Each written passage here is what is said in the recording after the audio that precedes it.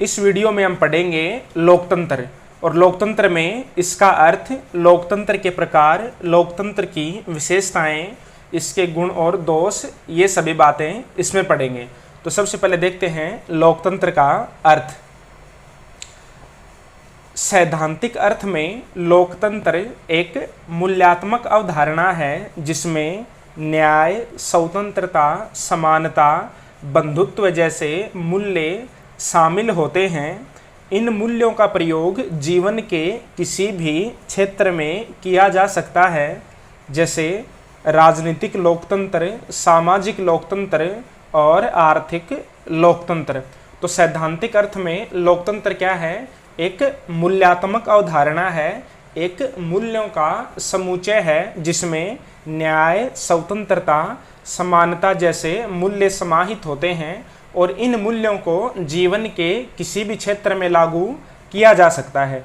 यदि हम इन मूल्यों को राजनीति के क्षेत्र में लागू करेंगे तो राजनीतिक लोकतंत्र की स्थापना हो जाएगी, और यदि सामाजिक लोकतंत्र में, सामाजिक जीवन में लागू करेंगे तो सामाजिक लोकतंत्र की स्थापना हो जाएगी, और यदि इसी प्रकार अर्थव्यवस्था में इनको लागू करेंगे तो आर्थिक लोकतंत्र की स्थापना हो जाएगी।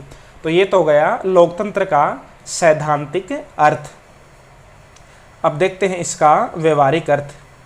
व्यवहारिक रूप में लोकतंत्र शासन का एक रूप है जिसमें जनता के द्वारा और जनता के लिए शासन होता है। तो वास्तव में यानी कि व्यवहारिक रूप में लोकतंत्र क्या है? शासन का एक प्रकार है जिसमें जनता के लिए और जनता के द्वारा शासन होता है। और लोकतंत्र की जो ये परिभाषा है कि जनता के लिए, जनता के द्वारा शासन, ये परिभाषा अब्राहम लिंकन द्वारा दी गई है। तो ये तो हो गया लोकतंत्र का अर्थ। दो प्रकार के अर्थ देखे हैं, सैद्धांतिक और व्यवहारिक अर्थ। अब देखते हैं लोकतंत्र के प्रकार। साधारणतः लोकतंत्रात्मक शासन के दो प्रकार माने जाते हैं। पहला है प्रत्यक्ष लोकतंत्र, दूसरा है अप्रत्यक्ष लोकतंत्र या प्रतिनिध्यात्मक लोकतंत्र। तो प्रत्यक्ष लोकतंत्र क्या होता है? जब जनता स्वयं शासन करती है। और अप्रत्यक्ष लोकतंत्र या प्रतिनिध्यात्मक लोकतंत्र क्या होता है? जब जनता स्वयं प्रत्यक्ष रूप से शासन न करके अपने प्रतिनिधियों के माध्यम से शासन करती है, तो उसको प्रतिनिध्यात्मक लोकतंत्र कहा जाता है। जब जनता प्रत्यक्ष रूप से शासन कार्यों में भाग लेती है तब उसे प्रत्यक्ष लोकतंत्र कहा जाता है। जब जनता स्वयं प्रत्यक्ष रूप से शासन कार्य न करके अपने प्रतिनिधियों के माध्यम से कार्य करती है तो इसे प्रतिनिध्यात्मक लोकतंत्र या अप्रत्यक्ष लोकतंत्र कहते हैं। तो वर्तमान समय में अधिकांश देशों में या लगभग सभी देशों में अप्रत्यक्ष लोकतंत्र यानी कि प्रतिनिध्यात्मक लोकतंत्र पाया जाता है। क्यों? क्योंकि वर्तमान में जो राष्ट्र राज्य हैं, जो देश हैं, उनकी जनसंख्या बहुत अधिक है, और जो प्रत्यक्ष लोकतंत्र है वह वहीं लागू हो सकता है जहां की जनसंख्या बहुत कम हो। तो इसलिए वर्तमान में अधिकांश देशों में प्रतिनिध्यात्मक लोकतंत्र ही पाया जाता है। प्राचीन समय में प्रत्यक्ष लोकतंत्र पाए जाते थे क्योंकि उस समय राज्यों की जनसंख्या बहुत कम होती थी। अब देखते हैं लोकतांत्रिक शासन की विशेषताएं। लोकतंत्र स्वतंत्रता, समानता और बंधुत्व पर आधारित एक ऐसी शासन व्यवस्था है जिसमें जनता द्वारा निश्चित समय के लिए निर्वाचित शासक वर्ग सत्ता का प्रयोग करता है। लोकतांत्रिक शासन के प्रमुख लक्षण इस प्रकार हैं। अब देखते हैं इसकी विशेषताएं या इसके लक्षण। तो सबसे पहली विशेषता है लोक प्रभुता में विश्वास। लोक प्रभुता का अर्थ है कि सत्ता का स्रोत जनता है और सत्ता अंतिम रूप से जनता में निवास करती है। लोक प्रभुता की धारणा लोकतंत्र का मूल विश्वास है। लोकप्रिय प्रभुता को प्राप्त करने के लिए आवश्यक है कि शासक वर्ग एक निश्चित समय के लिए जनता द्वारा चुना जाए। तो पहली विशेषता क्या हो गई लोकतंत्र की? लोक प्रभुता में विश्वास। और लोक प्रभुता का मतलब होता है कि जनता सर्वोच्च है, जनता में ही सत्ता है, जनता ही सत्ता का अंतिम स्रोत है, जनता ही एक निश्चित समय के लिए शासकों का चुनाव करती है। अब देखते हैं दूसरी विशेषता। लोकतंत्र की दूसरी विशेषता है राजनीतिक और नागरिक समानता। इसमें देखते हैं, समानता लोकतंत्र का मूल आधार है, अतः सभी नागरिकों को समान राजनीतिक शक्ति प्राप्त होनी चाहिए। वयस्क मताधिकार इस स्थिति को प्राप्त करने का साधन है। तो जो राजनीतिक समानता है उसको प्राप्त करने का साधन क्या है? वयस्क मताधिकार।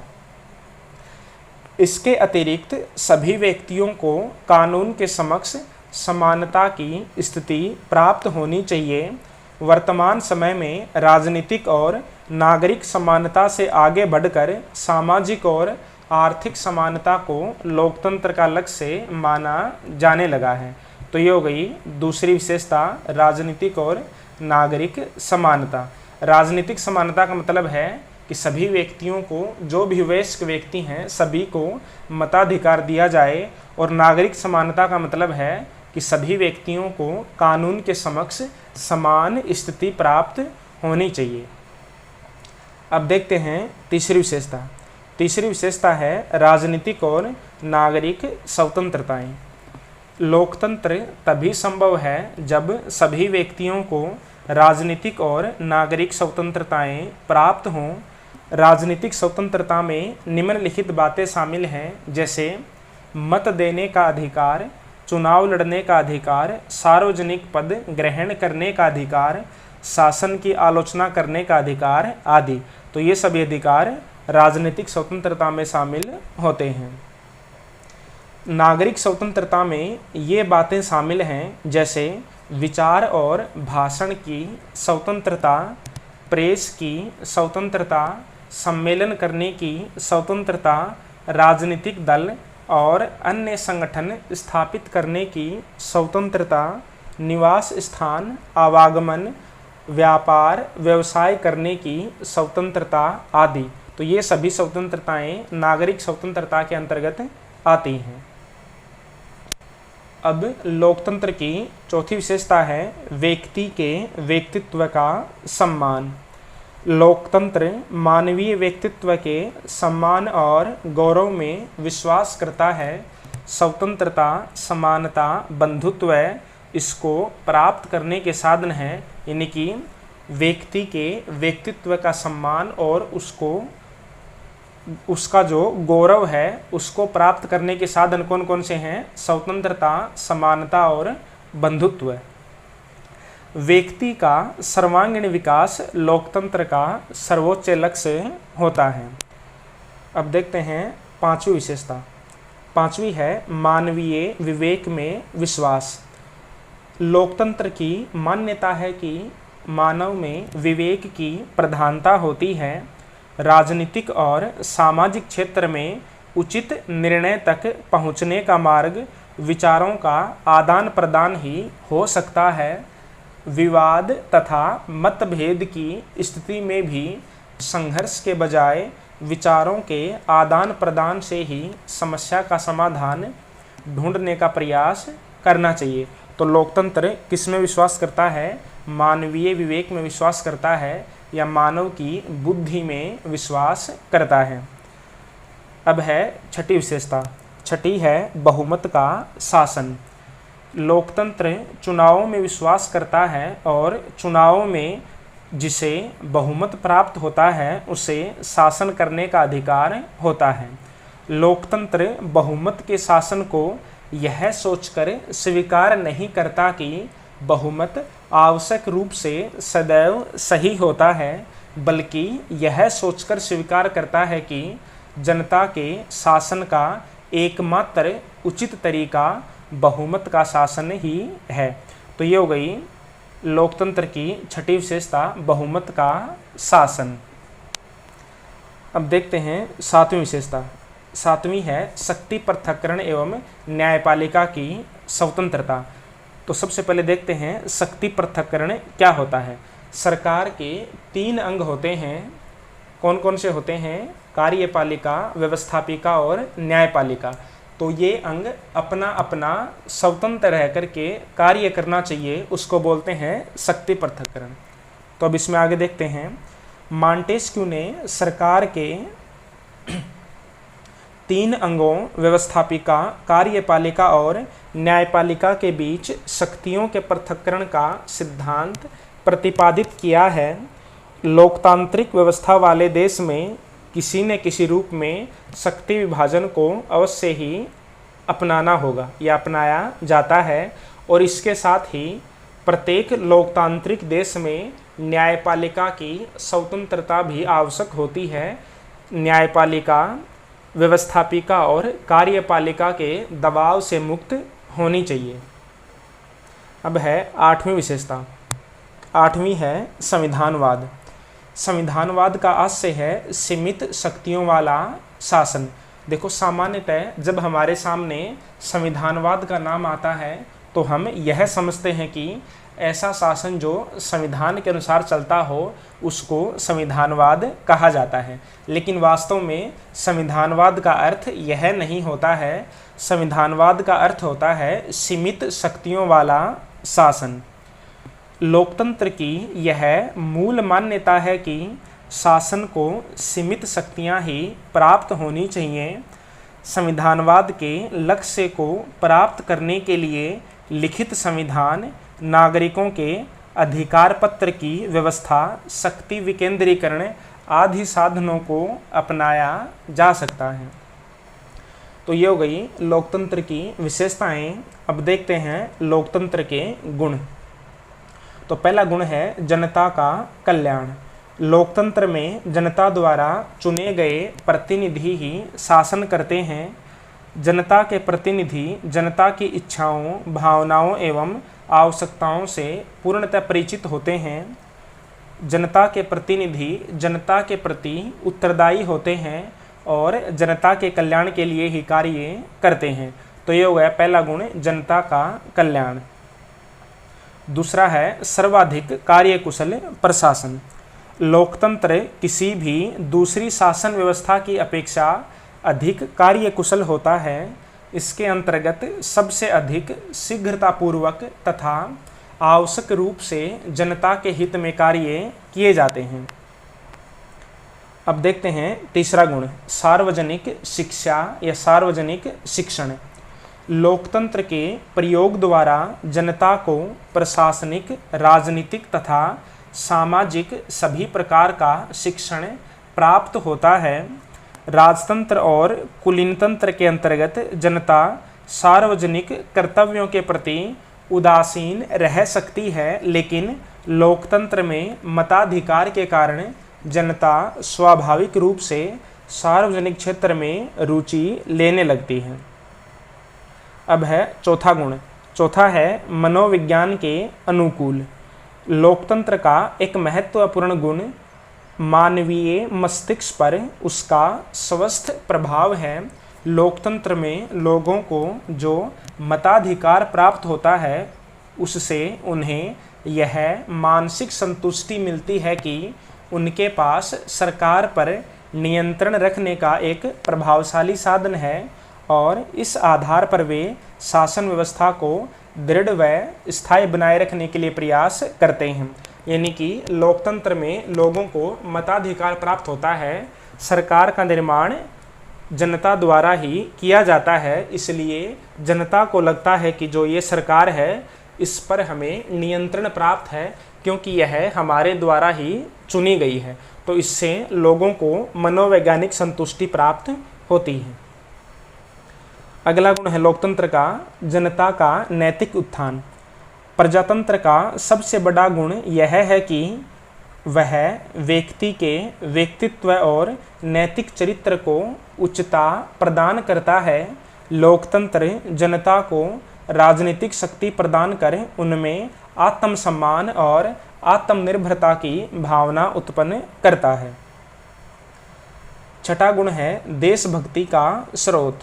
लोकतंत्र में जनता को राजनीतिक शक्ति प्राप्त होने के कारण जनता शासन और राज्य के प्रति एक प्रकार का लगाव अनुभव करती है।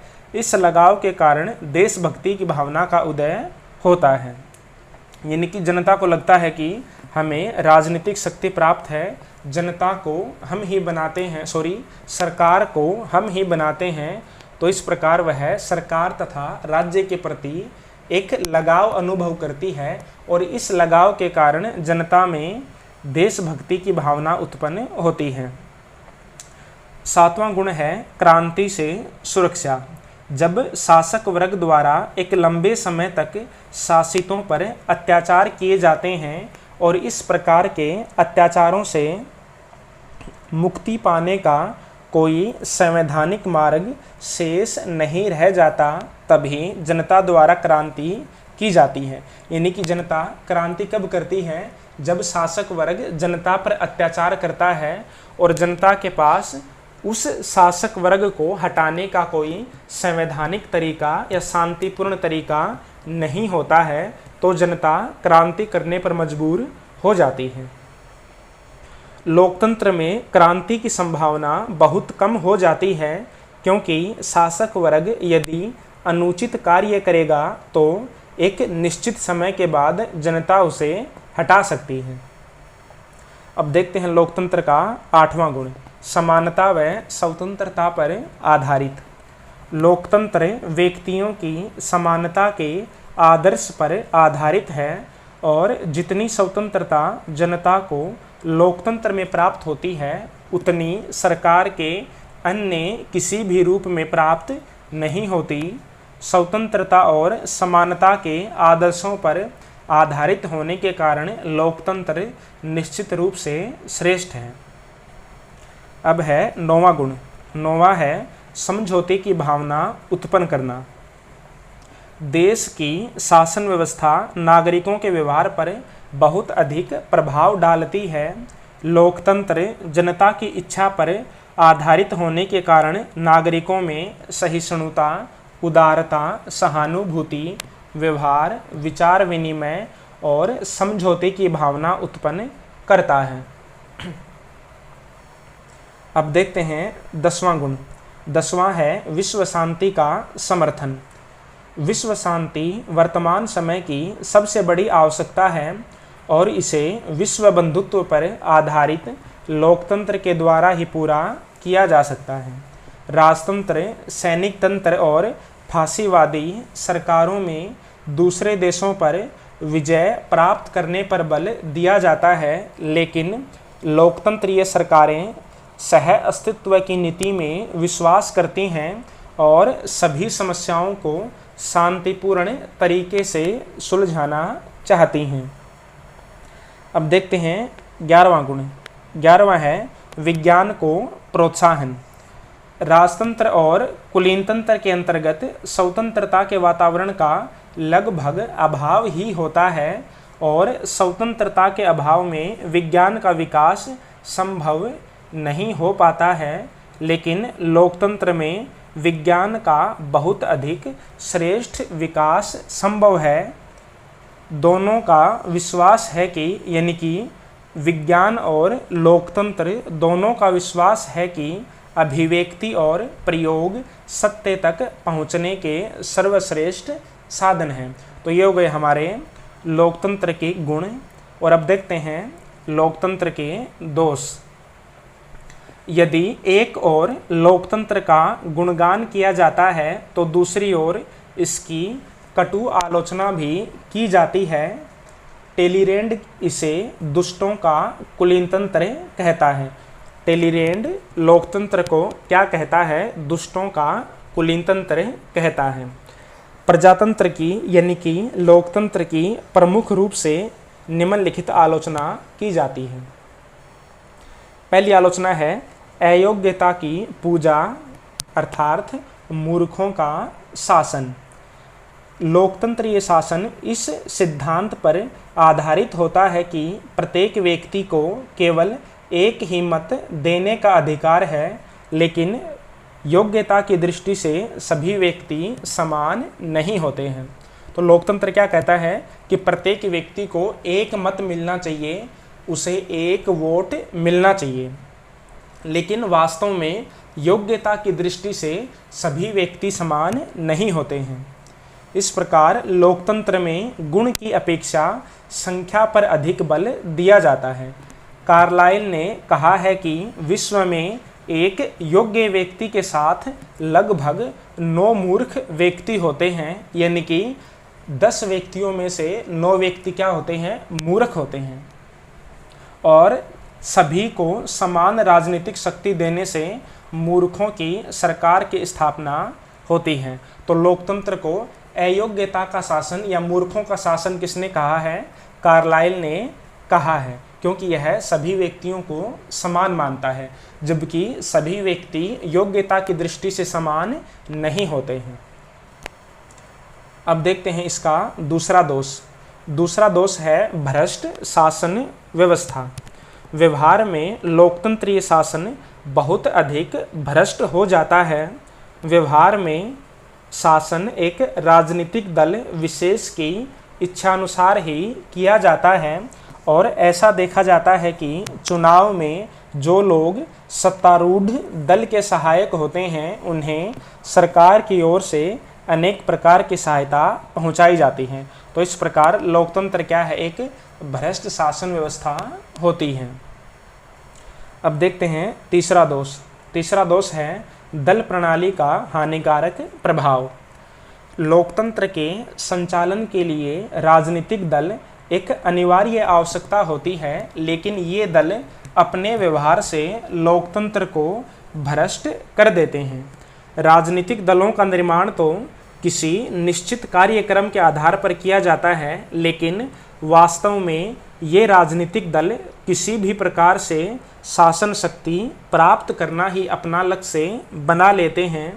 यानी कि जो राजनीतिक दल होते हैं, उनका निर्माण तो किसी विशेष कार्यक्रम को क्रियान्वित करने के लिए किया जाता है, लेकिन वास्तव में इन राजनीतिक दलों का उद्देश्य होता है सत्ता प्राप्त करना। ये राजनीतिक दल उन नेताओं के अखाड़े बन जाते हैं जो अपने भाषणों द्वारा जनता को बेवकूफ़ बनाते हैं। चुनाव के समय तो इन दलों के घटिया प्रचार के कारण संपूर्ण देश का वातावरण ही जहरीला हो जाता है। तो इस प्रकार लोकतंत्र में दलीय प्रणाली का नकारात्मक प्रभाव पड़ता है। अब देखते हैं लोकतंत्र का चौथा दोष। चौथा दोष है सार्वजनिक धन और समय का अपव्यय। लोकतंत्र में धन और समय का अत्यधिक अपव्यय होता है।